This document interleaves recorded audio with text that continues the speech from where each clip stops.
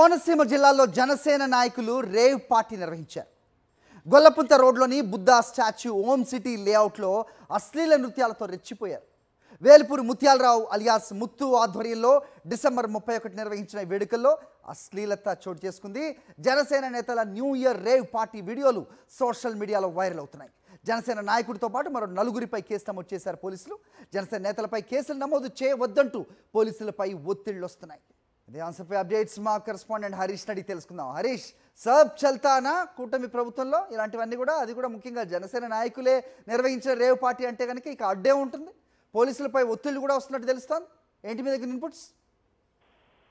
మరి కోనసీమ జిల్లాలో జరిగిన ఈ రేవ్ పార్టీ ఆలస్యంగా వెలుగులోకి వచ్చింది. డిసెంబర్ 31 నైట్ అన్ని చోట్ల దేశవ్యాప్తంగా సంబరాలు జరుగుతుంటే కోనసీమలో ప్రత్యేకించి ఈ మండపేటలో ఒక లేఅవుట్ లో ఈ సభ్య సమాజం తలదించుకునే రీతిలో అత్యంత అసభ్య నృత్యాలు ప్రదర్శించారు. దాన్ని న్యూ ఇయర్ కల్చర్ గా చలామణి అయిపోయింది. అయితే స్థానిక జనసేన నాయకుడు ఈ ఎవరైతే ఉన్నారు ముత్యాలరావు, వేల్పూరి ముత్యాలరావు, దాంతో ఆయనతో పాటు మరికొంతమంది కలిసి ఈ కార్యక్రమాన్ని నిర్వహించారు.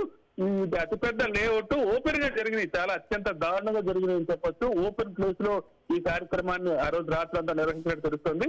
ముఖ్యంగా ప్రధానమైన ఒక జనసేన నేత ఆఫీసులు ఉండటంతోనే ఈ కార్యక్రమం యథేచ్ఛగా జరుగుతుందని చెప్తున్నారు. స్థానికంగా పోలీసులు ఉన్నా సరే ఈ వ్యవహారం అయితే బయటకు రాలేదు. మొత్తానికి సోషల్ మీడియాలో ఈ వీడియోలు వైరల్ అవడంతో వ్యవహారం బయటకు వచ్చింది. దీంతో పోలీసులు తప్పనిసరి పరిస్థితుల్లో కేసులు నమోదు చేశారు. 7 మీద అయితే కేసులు నమోదు చేశారు. మరోవైపు జనసేన నాయకులు ఇన్వాల్వ్ అయి ఉన్నారు. వాళ్ళ మీద కేసులు కూడా నమోదు చేయొద్దంటూ ఒత్తిళ్లు కూడా తీవ్ర స్థాయిలో వచ్చాయని తెలుస్తోంది. మొత్తానికి సభ్య సమాజం తలదించుకునే రీతిలో ఈ రేవ్ పార్టీలు ఈ మధ్య కాలంలో ఎక్కువైపోతున్నాయి. అందులో జనసేన నాయకుల ఆధ్వర్యంలో జరిగిన ఈ రేవ్ పార్టీ స్థానికంగా అయితే తీవ్ర కలకలం సృష్టించిందని చెప్పొచ్చు. ప్రస్తుతానికి ఇంకా ఎంతమంది ఇన్వాల్వ్ అయినారు విషయం మీద కూడా పరిశీలన జరుగుతోంది. రైట్, అక్కడ హైలైట్ బుద్ధుడి విగ్రహం ముందు ఇలాంటి నృత్యాలు నిజంగా ఏ రకంగా చూడాలి? అక్కడ డాన్సులు చేస్తున్న జనసేన నాయకులు అందరూ నడి వయస్కులు, అలాగే వయసు పైబడిన వాళ్ళు. సో ఆ కుటుంబ సభ్యులు చూస్తే ఏంటి అనే ఇది కూడా లేకుండా చేస్తున్న నృత్యాలను ఏ రకంగా చూడాలి? ఎలాంటి టాక్ నడుస్తుంది అక్కడ? హరి, అసలు అక్కడ ఏం జరిగిందనే విషయం మీద కూడా 2-3 రోజుల దాకా అసలు ఇవాళ వరకు స్పష్టత రాలేదు. ఈ వీడియోలు సోషల్ మీడియాలో వచ్చిన తరువాతే బయట ప్రపంచానికి అసలు ఇక్కడ ఈ స్థాయిలో పార్టీ జరిగిందని తెలిసింది. అది ఎంత అత్యంత దారుణంగా జరిగిందంటే ఓపెన్ లేఅవుట్, చాలా పెద్ద ఓపెన్ లేఅవుట్ లో ఆ రాత్రిపూట ఫ్లడ్ లైట్ల వెలుగులో టెంట్లు కూడా వేస్తున్నాయి. అక్కడ ఆ ప్రాంతంలో ఇది ఓపెన్ గా జరిగింది. ఇంత జరిగినా సరే స్థానిక పోలీసులకు కూడా ఎందుకు తెలియదు అనే విషయం మీద కూడా ఒక ఆలోచనగా మారింది. స్థానికులు కూడా స్థానికంగా కలకలం రేపింది. ఎందుకంటే మండపేటలో గతంలో ఈ స్థాయిలో అయితే ఇంత బహిరంగంగా దారుణంగా కూడా ఇంతమంది పాల్గొన్న నృత్యాలు కూడా ఎప్పుడైతే పెట్టిన పరిస్థితి లేదు.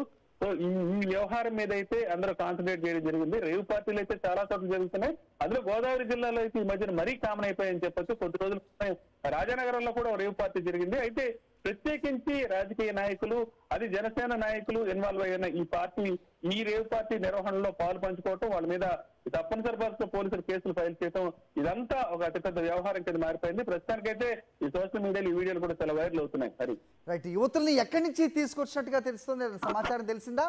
పోలీసుల్ని ప్రశ్నిస్తే వాళ్ళు ఏమైనా మాట్లాడే అవకాశం ఉందా అసలు? హరి, ఈ వ్యవహారమే బయటకు రాలేదు, చాలా ఆలస్యంగా వచ్చింది. అది కేవలం ఈ ఎవరో అప్లోడ్ చేయటం వల్ల బయటకు వచ్చిన వ్యవహారం మినహాయిస్తే దీని మీద పోలీసులు ముందుగా గుర్తించడం కానీ, లేదంటే దీని మీద కేసులు నమోదు చేయడం కానీ ముందుగా జరగలేదు. ఇప్పుడు ఈ వీడియోలు చూసి ఎవరెవరు ఇన్వాల్వ్ అయి ఉన్నారు, ప్రస్తుతానికైతే ఆ స్థలం నిర్వాహకుడు ఎవరైతే ఉన్నారో అతను, ఈ ప్రోగ్రామ్ కండక్ట్ చేసిన వ్యక్తి, కొద్ది మంది మీద 7 మంది మీద మాత్రమే ఎఫ్ఐఆర్ లో పేర్లు నమోదు చేశారు. ఇంకా ఎవరెవరు ఉన్నారు, ఎవరెవరు పాల్గొన్నారు, ఈ తీసుకొచ్చిన మహిళలను ఎక్కడికి తీసుకొచ్చారన్న విషయం కూడా స్పష్టత లేదు. దీని మీద పోలీసులు అయితే కూడా మాట్లాడలేదు. పూర్తి స్థాయిలో ఇంకా ఈ వ్యవహారానికి సంబంధించిన వివరాలు బయటకు రావాల్సి ఉంది. రైట్, ఈ వ్యవహారం అసలు బయటకు వస్తుందా లేదా? సో పోలీసులు దీనిపై చర్యలు తీసుకుంటారా లేదా? వాళ్ళపై ఒత్తిళ్లకు వాళ్ళు తలొగ్గే అవకాశం ఉంటుందా? మొత్తానికి ప్రశ్నలు అయితే ఉన్నాయి, సమాధానాలు లేని పరిస్థితి చూస్తున్నాం.